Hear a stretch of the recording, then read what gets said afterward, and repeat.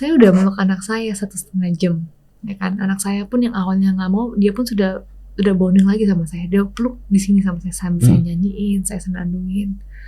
Terus di situ saya bilang saya mau bawa pulang anak saya, cuma ternyata gagal lagi. Nggak bisa ya? Nggak bisa. Di malam itu saya langsung marah ke Tuhan waktu itu.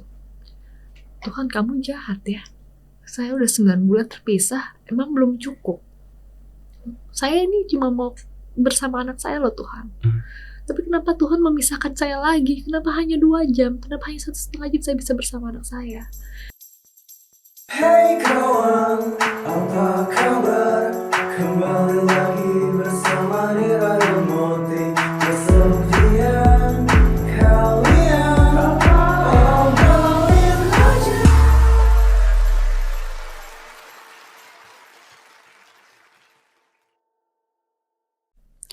Halo Sobat Nadir, balik lagi ke Nadir Podcast bersama gue Moti. Di podcast ini kita akan membahas tentang pengalaman loneliness dan juga lowest point dari para narasumber yang udah hadir.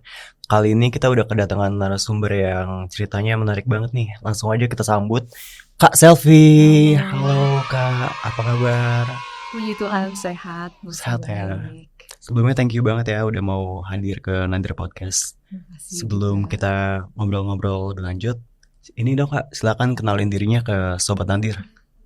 Halo, saya Selvia, saya mamanya Ezekiel Jonathan Purba atau panggilan saya Jojo. Sekarang saya masih mencari anak saya. Jo, kalau mau kamu lihat video ini, podcast ini dengan Kak Moti, cari mama ya. Saat ini saya, usia?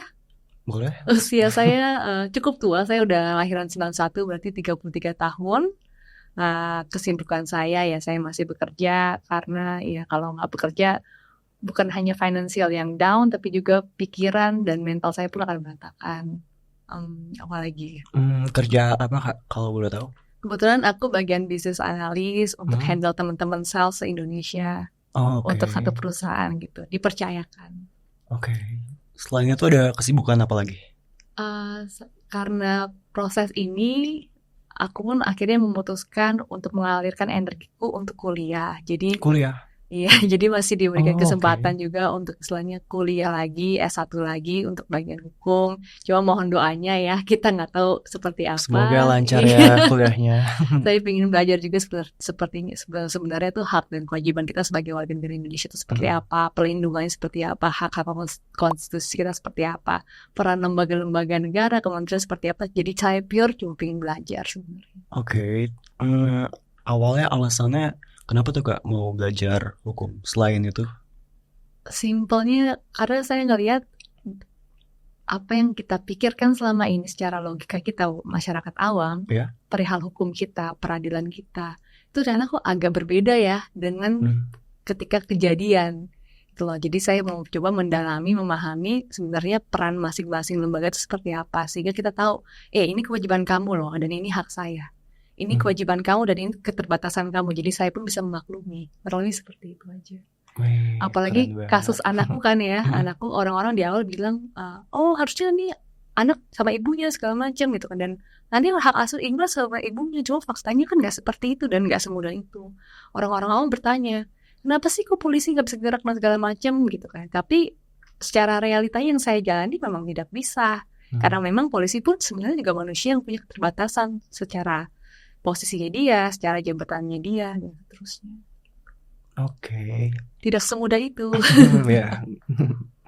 Makanya harus belajar lagi ya. Mau nggak mau kita harus belajar, kita harus pahamin kira-kira. Jadi kita bisa saling maklumi lah. Keterbatasan Moti apa, kewajiban Moti apa, hak Moti apa, begitu juga sebaliknya. Biar nggak ada salah paham. Ya. Sekarang udah semester berapa berarti? Baru masuk. Maba ya. Baru banget. Iya. Jadi saya S1 sempat teknik, S2 saya manajemen bisnis, kerja gitu kan ya, bisnis santai. Tiba-tiba terkena kasus seperti ini, jadi saya rasa mungkin saya harus belajar lebih baik lagi kali ya, perihal untuk perhukuman. Jadi kita tahu. Berarti banyak banget ya yang dipelajarin Kak Selvia ini. Pelajaran kehidupan ya. Oke, kita langsung masuk aja ke topik podcastnya mungkin ya Kak. Tadi kan Kakak bilang anak Kakak siapa namanya? Nama panggilan? Ezekiel Jonathan Purba, panggilnya Jojo. Jojo, ya. Jadi itu sejak kapan Kak kakak udah nggak sama Jojo? Hari diambilnya itu tanggal 7 September 2022. 2 tahun yang lalu ya. Kurang lebih hampir 2 tahun. Lalu juga diambil, sempat ada kejadian perebutan di Batam, ya sempat rame. Saya mungkin gak usah jelaskan lebih lebar, karena sudah di situ, nanti saya bisa nangis lagi ya. Di situ anak saya bisa dibawa dari Jakarta, dari Batam atau dari Lampung, saya lupa, bisa dibawa ke Singapura dengan paspor baru. Dan itu saya perkarakan juga. Jadi saya melaporkan 2 LP, lalu juga sempat ketemu dengan bantuan Kak Uya, ketemu tanggal bulan-bulan Juni 2023. 1,5 jam saya bisa meluk anak saya, dan pertama kali saya lihat, wah anak saya ganteng. Walaupun dia nggak mau saya peluk tuh itu, cuma saya sempat nyanyiin dia. Karena anak saya tuh anak musik banget. Saya sering banget nyanyiin dia. Apapun aktivitasnya saya nyanyiin. Jadi saya nyanyiin, dia mau digendongan saya. Selesai 1,5 jam, diambil lagi. Dan jangan tanya, kenapa Kak Selfie nggak ambil? Sudah saya upayakan.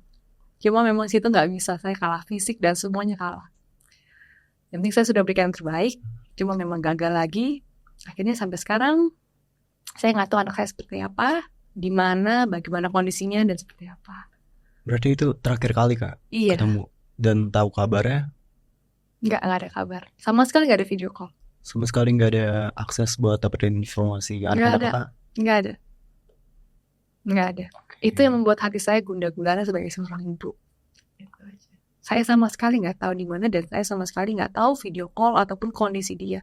Sakit apa, sedang demam kah, sedang batuk kah, sedang pilek kah, saya nggak tahu. Makanan apa yang diberikan, saya nggak tahu. Kalau alasannya sendiri Kakak tahu nggak? Saya nggak tahu alasannya sampai sekarang. Intinya dia memang mau, ini dugaan saya, memisahkan saya dengan anak saya. Bahkan mencoba menghapus memori saya di anak saya, itu dugaan saya ya. Karena saya sempat dapat video dari netizen saat anak saya usia 2 tahun, anak saya bisa ngomong nama jahat. Oh iya? Iya. Dan itu benar atau? Ya itu video seperti itu. Cuma maksud saya ya, saya syukurin aja. Sekarang saya cuma coba ambil positifnya aja. Pada saat 1 tahun 4 bulan anak saya diambil, dia cuma bisa panggil ma gitu. Terus dikasih video netizen seperti itu ya, saya bersyukur saya bisa ngeliat anak saya minimal dia nggak speech delay, ataupun minimal dia bisa ngomong, apapun itu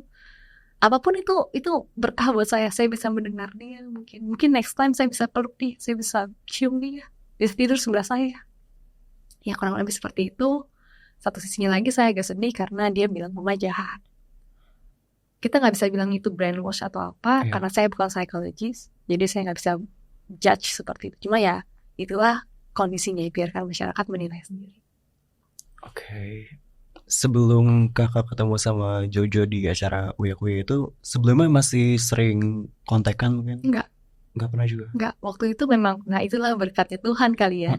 Jadi memang ada beberapa banyak tangan baik yang membantu. Salah satunya Kak Uya, dia yang istilahnya bantu untuk dia memberikan saya ruang podcast seperti ini juga, dan juga dia memberikan ruang podcast untuk si mantan suami. Dan Kak Uya waktu itu nanya, kalau misalnya kamu, kalau nggak salah ya, saya lupa juga, kalau misalnya kamu kenapa sih nggak mau mempertemukan anak kamu dengan ibunya, itu kan hal yang tidak baik gitu kan, kata Uya. Terus mantan suami bilang, mau kok saya mau pertemu, bener ya, habis podcast kita ketemuin ya, dan setelah ketemuan di rumahnya Kak Uya, tanpa media, tanpa video dan segala macam, benar-benar pure. Saya pun gak bawa handphone.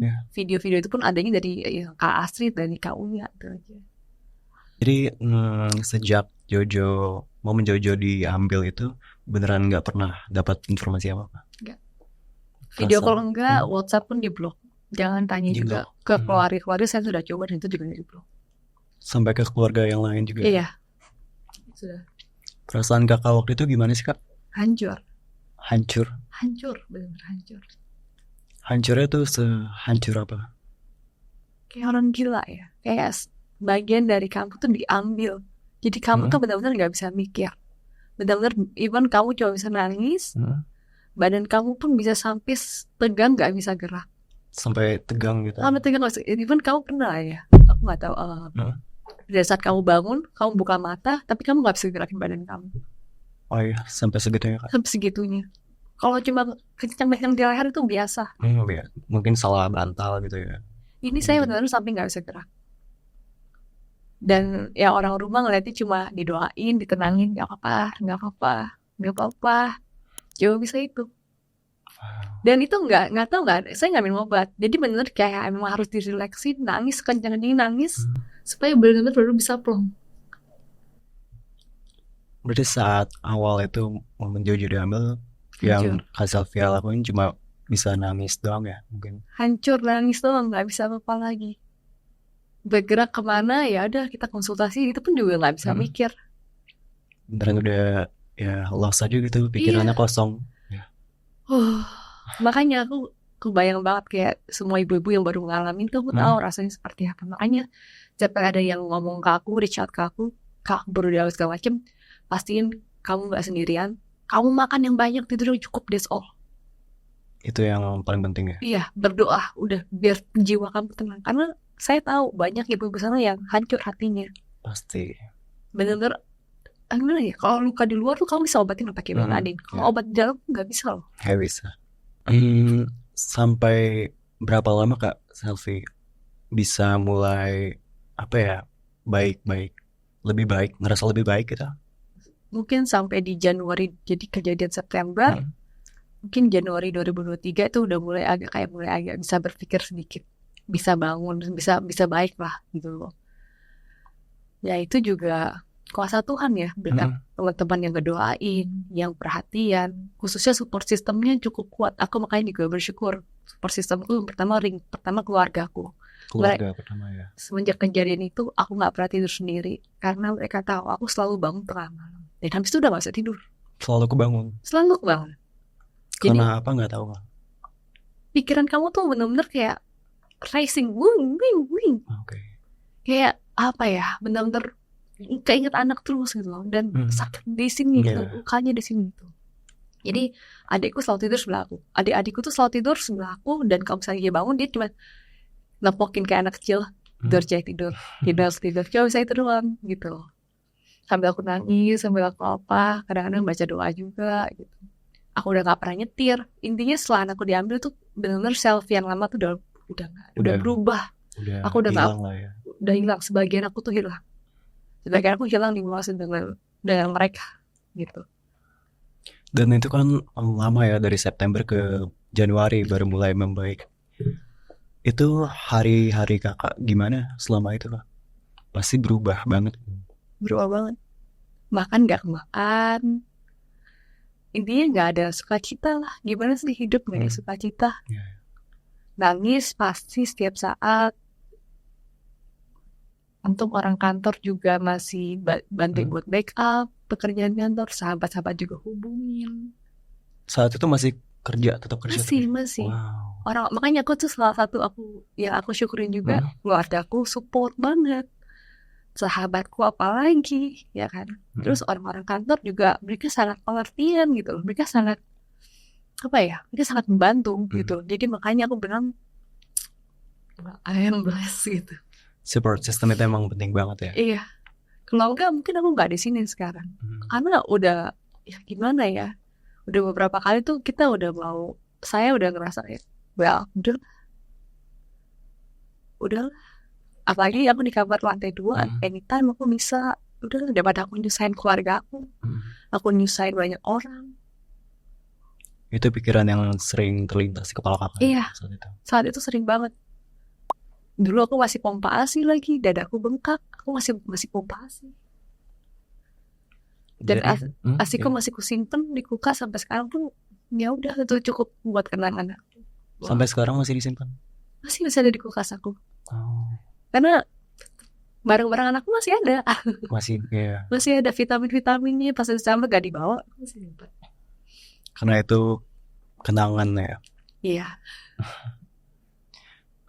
Oke, cara Kakak buat ngelola stres, rasa cemas itu selama itu gimana aja Kak?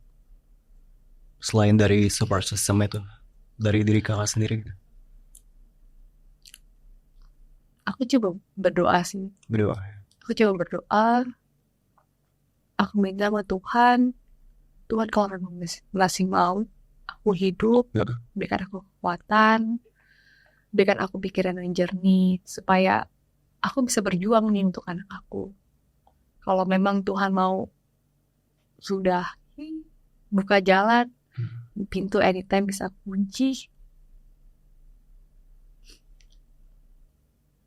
Ya, Tuhan berikan aku kekuatan, dan akhirnya ternyata semenjak aku banyak berdoa itu banyak tangan-tangan baik aja.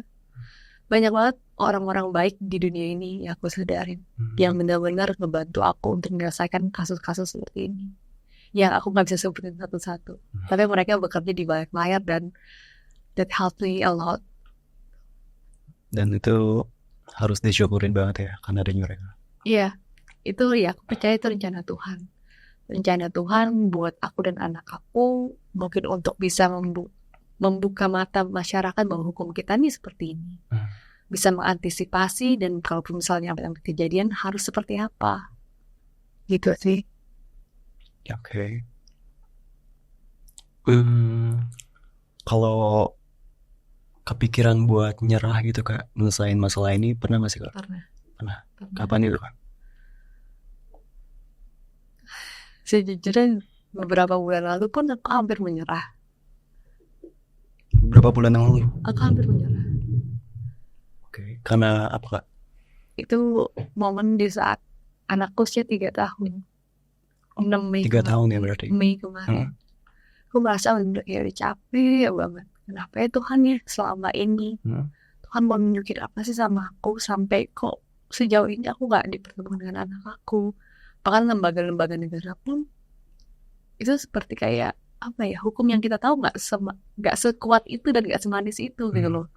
Tahanan kota bisa gak kedetek di mana posisinya. Yang ancamannya 6 tahun bisa tinggal 6 bulan tahanan kota. Jadi aku ngeliat kok seperti ini banget ya. Cuman satu sisi lagi suara malaikat lebih kenceng kali ya ke aku ya, karena aku doa. Dia bilang, Sel, kalau kamu menyerah, ingat kamu pun punya mama, punya papa yang masih berharap sama kamu untuk melihat kamu bahagia. Jadi di situ sesimpel itu aja saya ngerasa oke, saya harus bahagia untuk mereka yang sudah mensupport saya, untuk teman-teman saya, untuk sahabat kantor saya, untuk semuanya. Jadi saya mencoba untuk stay strong. Saya harus bisa, saya nggak peduli pokoknya apapun, saya akan gas terus, saya akan terjang terus. Karena udah banyak yang ngebantu saya. Gitu. Jadi saya ngerasa gak ada gunanya saya sedih-sedih terus. Mau nangis, saya kunci kamar sendiri, saya nangis, saya kosongin tangki air mata saya keluar, saya normal lagi. Saya siap lagi untuk tempur. Berarti langkah-langkah yang Kakak lakuin gitu buat nyobain nyelesain masalah ini itu udah sampai hukum kan, sampai lembaga-lembaga gitu. Itu udah ada gak sih Kak feedback dari mereka? Pertolongan mungkin? Feedback sih ada, saya gak mungkin bilang enggak. Yang saya harus apresiasi dulu nih ya, Dirjen Imigrasi. Dirjen Imigrasi itu pun sudah membantu untuk membatalkan paspor anak saya karena memang terbukti itu dibuat dalam bentuk kebohongan. Sehingga mereka berani dengan tegas untuk mencabut paspor anak saya dan mengembalikan anak saya ke ranah hukum. Itu saya harus akui, dan saya harus respect ke mereka. Terima kasih. Kementerian PPA pun juga sudah berupaya semaksimal mungkin. Namun mungkin dengan keterbatasan mereka, sehingga mereka nggak bisa merealisasikan apa yang mereka janjikan. Seperti kalau Bapak ingat, satuan unit katanya mau dibentuk, hingga saat ini dari tahun lalu belum terbentuk. Gitu. Lalu juga Kemenkumham sempat mengeluarkan surat rekomendasi untuk Mahkamah Agung dan juga Kementerian PPA, namun itu juga tidak direalisasi. Hanya sebatas surat rekomendasi. Komisi 8, Komisi 3. Terima kasih sudah menerima kami untuk audiensi. Sekarang kami memohon untuk real action-nya. Kalau perasaan Kakak sendiri terkait semua itu gimana Kak? Satu sisi saya cuma harus bersyukur ya. Untuk hari ini saya masih bisa berdiri. Saya masih bisa membantu ibu-ibu lain yang mengalami hal serupa juga. Saya masih bisa bernafas, saya diberikan tanda, Sel, lanjutkan perjuangan kamu. Di satu sisi juga menjalani hidup ini jadi lebih capek. Lebih capek ya pastinya. Porsinya jadi lebih banyak. Satu sisi yang dulunya saya bisa menggunakan energi saya untuk kerja, untuk bisnis dan lain-lain, sekarang cuma fokus untuk anak. Ini prioritas utama saya harus sekolah anak ini. Ketemu itu. Untuk mana nih buktinya? Mana tindakan Bapak? Kami ini masyarakat biasa butuh pertolongan.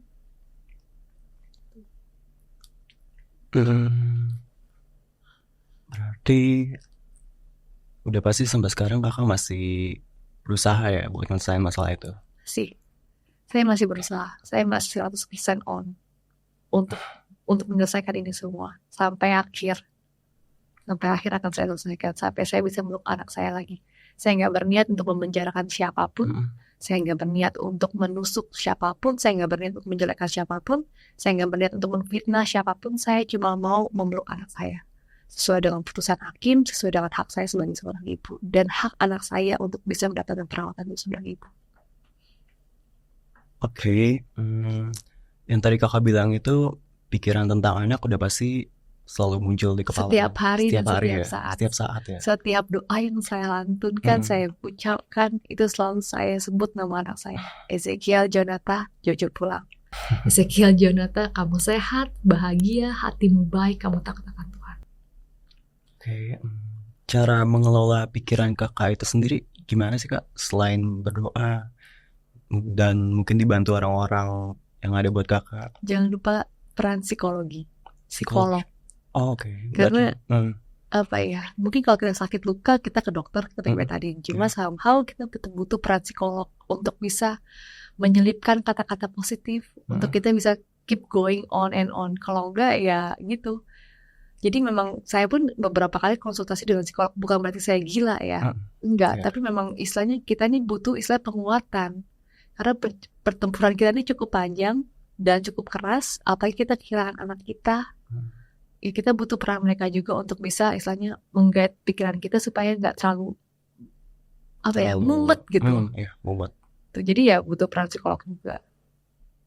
Berarti udah sering ke konsul ke psikolog juga? Kebetulan teman saya psikolog juga. Okay. Beberapa juga orang Kemen PPA juga memberikan psikolog juga. Ya sebenarnya bukan berarti kita gila, tapi istilahnya kita untuk sharing, teman sharing gitu kan, tempat untuk nangis. Karena kalau saya nangis sembarangan kan juga istilahnya kalau saya nangis depan orang tua saya bisa ikutan sedih, bisa ikutan sakit juga gitu kan ya. Nangis di kantor apalagi nggak lucu, saya lagi meeting tiba-tiba dropping air matanya kan nggak mungkin.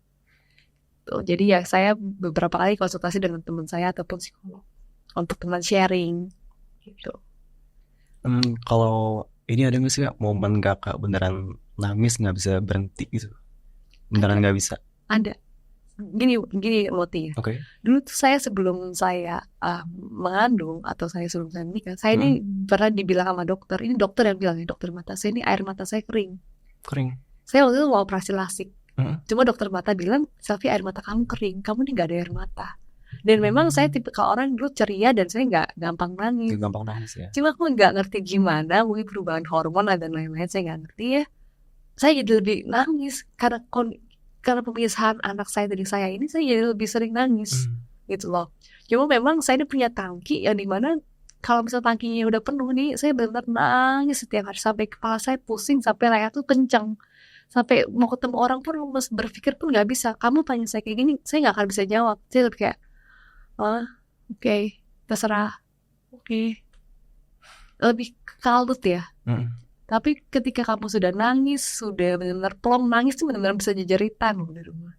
Jejeritan. Kayak orang gila, makanya saya suka tutup pintu, kunci. Dan biasanya orang rumah saya sudah tahu tuh. Jadi mereka nggak ganggu. Nanti saya keluar kamar udah kayak ceria lagi. Itu bisa sampai berjam-jam gitu nangisnya Pak? 1 jam. 1 jam? 1 jam. Saya istilahnya sekalian mengembalikan semuanya lagi. Istilahnya clearing pikiran lah. Iya ya. Ini saya ngerasa pokoknya setiap kali saya udah benar tangki saya udah full, udah capek, air mata juga udah penuh, saya cuma butuh kunci kamar, nangis di situ aja. Di situ nanti orang tua saya bisa ngeliat, nggak ganggu dulu. Dan mereka pun nggak ada yang berani ketok pintu. Nggak ada yang berani. Udah ngerti semuanya. Udah tahu karena itu udah siklusnya. Ya gitulah hidup ya. Kita nggak tahu semua orang punya masalah. Ya kebetulan masalah saya diberikan seperti ini. Ya betul. Pernah ngerasa Kecewa gak sih Kak tapi sama diri sendiri? Saya pernah sekali kecewa sama Tuhan. Sama Tuhan. Iya. Tapi saya Kapan langsung itu? pada saat kejadian di hari uya-kuya itu, saya udah meluk anak saya 1,5 jam.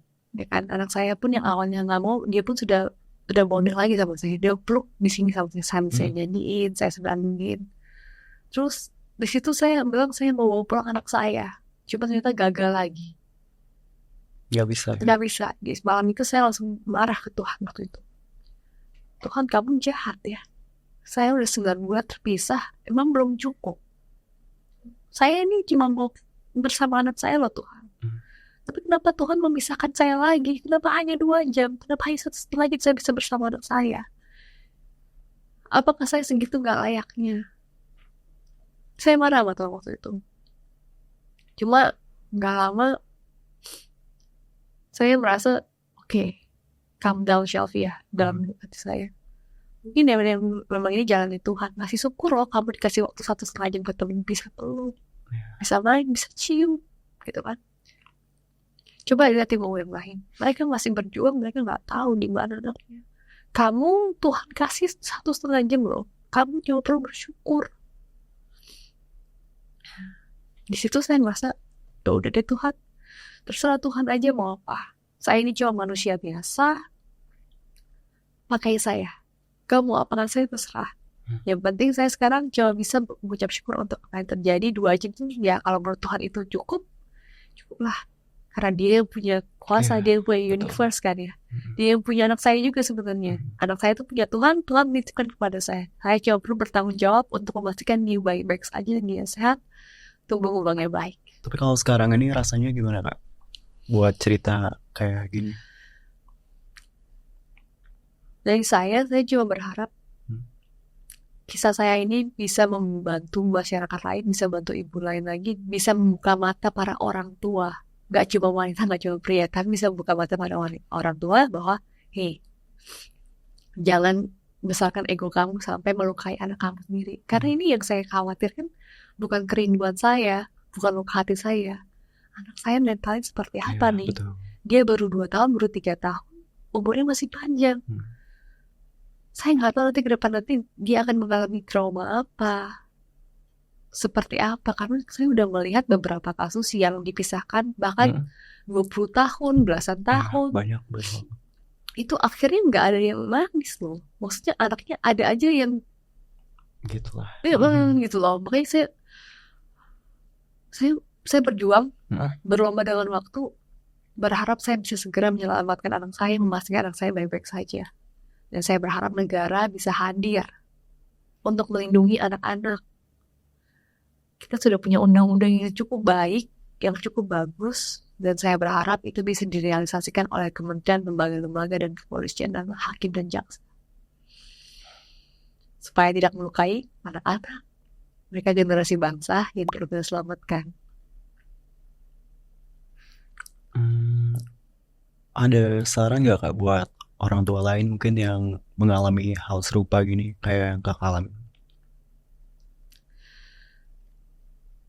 Banyak-banyak berdoa, minta hikmat sama Tuhan, supaya Tuhan menjamah hati mereka semua, menjamah hati keluarga untuk terus menjadi kuat, menjadi support system kamu, menjaga hati pihak yang berperkara, untuk dilembutkan hatinya, minta hikmat supaya semua hati lembaga, kementerian, pejabat negara, petinggi negara itu punya hati, mau bergerak membantu kamu, memberikan perlindungan, membentuk suatu undang-undang dan seterusnya. Karena sejujurnya selama 2 tahun ini pun ini kayak apa ya, roller coaster buat saya juga. Saya manusia biasa yang terbatas ruang dan waktu. Saya nggak tahu apa yang terjadi di sana. Cuma ya saya cuma bisa berserah. Itu yang menguatkan saya. Saya berserah bukan menyerah. Saya ikhlas dengan cobaan yang dihadapi pada saya. Bukan berarti saya mengikhlaskan anak saya. Saya ikhlas cobaan ini. Ini untuk menguatkan saya, untuk menguatkan semuanya.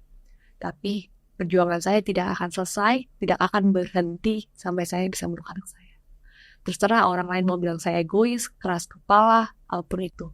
Tapi itu adalah saya, ibunya Ezekiel Jonathan, ibunya Jojo, yang gak akan berhenti kapanpun untuk bisa meluk dia lagi sampai dia bisa tidur sebelah saya. Pagi-pagi saya bisa cium, saya bisa mandikan dia lagi selayaknya ibu normal, memastikan dia sehat.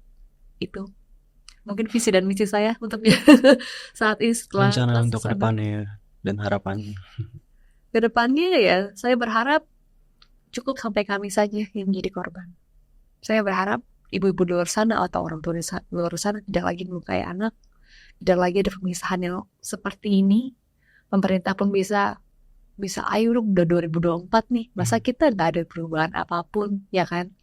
2024 perusahaan-perusahaan swastanya bisa memberikan revolusi, bisa memberikan inovasi. Saatnya kita dong harus bisa lebih berinovasi untuk melindungi masyarakat, ya kan? Ya, betul. Harapannya saya berharap semua ibu-ibu di sana kuat yang sedang mengalami ini. Ingat, kuncinya beberapa doa, bahkan yang banyak, tidur yang cukup supaya kamu sehat. Jangan sampai drop banget. Kalau misalnya kita sakit, kita nggak bisa berpikir karena yang memperjuangkan anak kita itu cuma kita. Ya kan, kalau kita down, then who else? Siapa lagi? Ada yang mau disampaikan nggak Kak ke support system kakak yang udah nolong kakak selama ini? Terima kasih sebanyak-banyaknya siapapun itu, dan mungkin kamu saat ini menonton. Banyak sekali pihak-pihak yang membantu saya sampai saya bisa seperti ini, kembali optimis pada kehidupan, kembali bisa berkarya dalam perjuangan ini. Saya mau ucapkan sungguh-sungguh berterima kasih. Saya berhutang budi sebesar-besarnya yang saya nggak bisa sebutkan satu-satu namanya. Saya cuma berdoa, bawa nama kamu dalam doa supaya kalian semua hidupnya diberkati, dijauhkan dari orang-orang jahat, diberkati dan dijauhkan dari rencana-rencana buruk. Pokoknya hidup kamu baik. Terima kasih dan bisa membawa berkat untuk lebih banyak orang lagi. Itu aja untuk keluarga saya, mama, papa, orang-orang kantor dan sahabat-sahabat, khususnya adik-adik saya. Kalau untuk ke anak kakak sendiri, ke Jojo itu ada nggak Kak yang pengen banget kakak sampein selama ini? Hai Jo, ini mama. Kamu gak usah khawatirin mama baik-baik saja di sini. Mama masih berjuang untuk terus bisa meluk kamu. Satu hal yang kamu ingat, kamu punya mama yang sayang sama kamu, yang terus mau peluk kamu. Cuma mohon maaf, karena kondisi mama belum bisa. Tapi bukan berarti mama berhenti menyerah. Ya, mama cuma pesan intinya Jojo harus sehat. Jojo gak usah pusingin perihal apapun itu. Jojo sekolah aja yang bener, makan yang banyak ya, sehat-sehat, dekatkan hati sama Tuhan, biar Tuhan yang bentuk Jojo, bukan manusia, ya. Mama percayakan Jojo ke tangan Tuhan, ke malaikat Tuhan. Mama percaya itu, Jojo percaya itu, ya. Jojo punya Tuhan yang baik.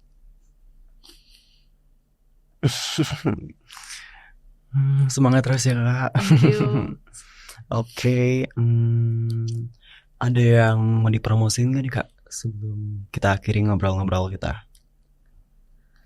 Kalau misalnya ada ibu-ibu yang mengalami hal serupa, boleh reach out ke saya ataupun ke PPAI ya, Pejuang Anak itu.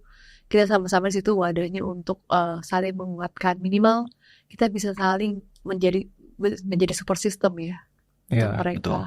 Karena memang perjuangan ini cukup panjang dan mereka nggak sendiri.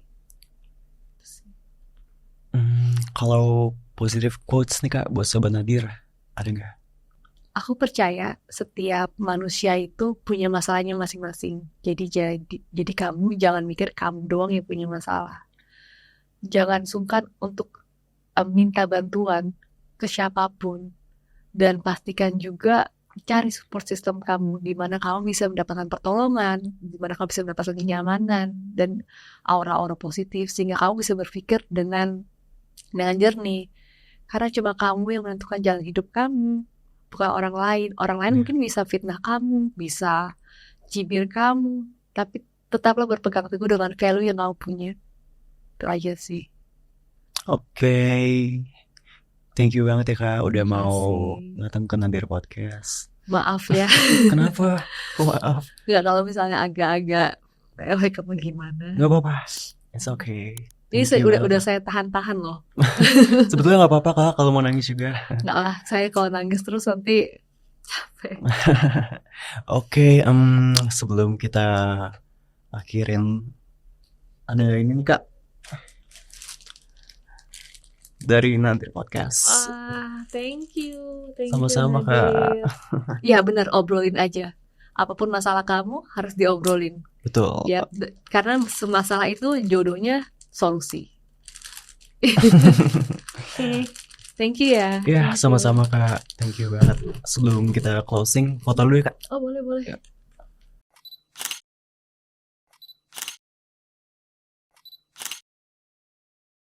Oke Sobat Nadir, thank you banget buat kalian yang udah nonton episode kali ini. Jangan lupa buat like, comment, share, subscribe, dan juga nyalain lonceng notifikasinya biar gak ketinggalan episode terbaru dari kita. See you! Hey kawan, apa kabar?